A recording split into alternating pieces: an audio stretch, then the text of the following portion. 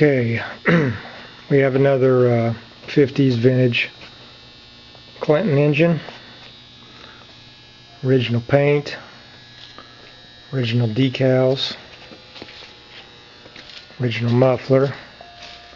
It is missing the air cleaner.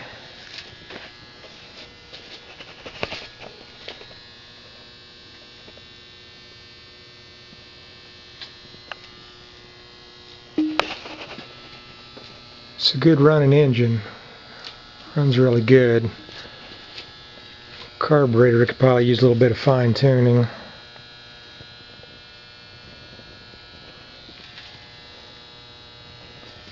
Alright, let's give her a 5.